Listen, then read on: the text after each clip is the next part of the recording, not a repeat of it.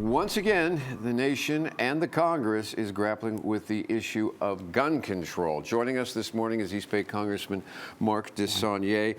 There has been a package, the bills that have been passed by the House regarding gun control, and now the question is whether the Senate is going to take it up. There was a call for actually a special session during recess. Is that going to happen? And if not, what's going forward? So the package is two bills, fairly simple, very popular. They would eliminate the background, the loophole on background checks. 85–90% of the public, including Republicans, support it. And then it would give enough time for the background checks to be completed from 3 days to 10 days. So that's what we have in the Senate now. I don't think Mr. McConnell will bring them back. He said he's not.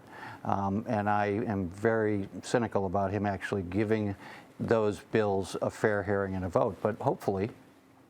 Let's take a look at the whole issue of guns on the streets of America. There are those who argue that anything short of a total ban of these type of weapons, a total ban, not background checks, not clip stock. Well, clip stocks are, not, going around the edges, but a total ban is the answer. I agree with that. I'm a co-author of a bill with David Cicilline from Rhode Island that would do that. But why then? I understand that it might not pass, but we don't even get that debated anymore. Why not? I think we should. I know, personally, but why aren't we? Well, we haven't, but we should. I think what we're aiming for here in this instance, what leadership is to get the most popular, the most effective across everything. No, I think you hit it there. Get the most popular done. Yeah. But what we're doing is, are we actually attacking the issue, or are we just doing window dressing around it, saying we've done something? No. The reason I ask this is that if we look at, it's a question, so I don't disagree with you, can answer it. But if sure sounded like a statement. If the shooters, most of the shooters would have passed the background check. They would have passed. It would not have stopped. So that's what I'm talking about. Right. You're going around the edges rather than addressing the central issue. Even if we pass this, it's not. What does it change? Because you're talking about these three cases, which I agree with you. They would have. The assault weapon ban would have stopped them. And background check wouldn't have. It wouldn't have. But then we have 100 a day that happen in this country, and the statistics show us that background checks is the most effective on the 100 a day people who die from gun wounds, including a third of the people with suicides who shouldn't have guns. Okay, but what we have also is that you have stolen guns, you have people out there using guns that are going to go away from the background checks. But so, you were saying, whether it's ammunition, background checks, or this, we're setting up new rules for you to follow. Whether you follow those rules or not is optional.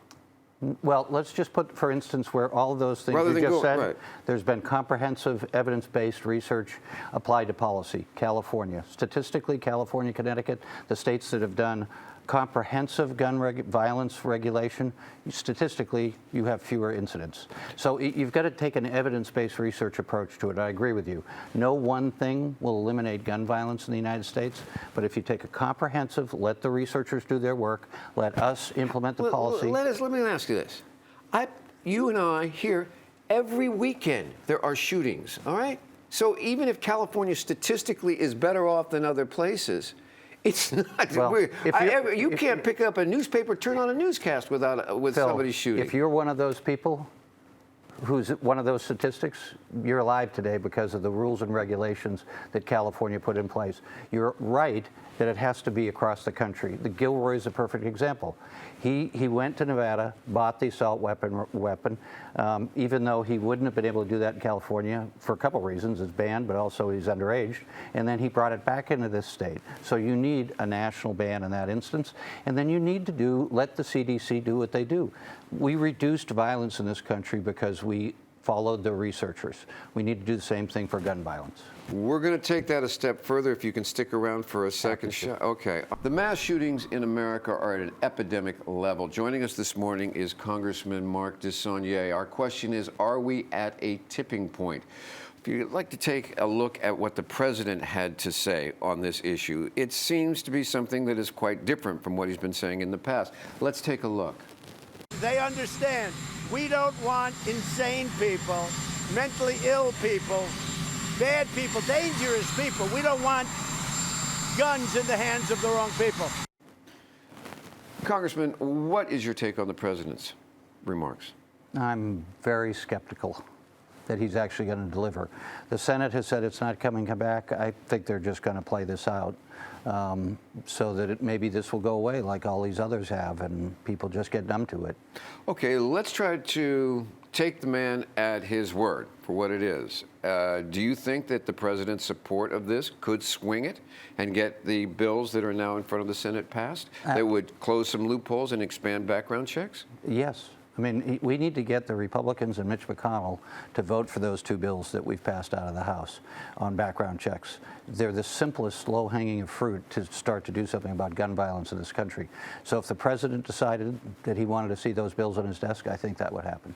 Do you think he has the clout in Washington when up against something like the NRA? Who do you think wins in that battle? I think that's what they're going to try to determine, is how much his base in the NRA fights him on this in the next few weeks. Okay, now speaking of politics, the president, by doing this, is he trumping the Democrats? Are the Democrats going to go for this, or are they going to say, we don't want, does he get to have a victory on this? What's the politics on that? The victory is for the American public, and that would show that Congress is functioning on a bipartisan level on something that's really important, saving lives. So we want to save lives. We want to do meaningful, reasonable gun violence protection. These bills would do that. If they want to join us on that, then that saves lives. Who wouldn't be for that? I don't know, because sometimes in Congress I see we have a history of saying you're not going to get we're not going to move ahead no matter what. There's a way to somehow stop it. Anybody who does that on this, shame on them, because they're going to have blood on their hands. Now, let's say that it is passed. There's a question about, okay, so people will say, well, we've done something. But there's a question about, have you really done something? Everybody's hanging the change on these background checks, but a number of the shooters would have passed the background checks. So is it a false promise of a solution that we would then say, well, we've done something? I would go much further. We have gone much further in California when I was in the legislature as part of that. But knowing how difficult it is to get anything passed, these two bills were the first bills passed on gun violence protection in 10 years.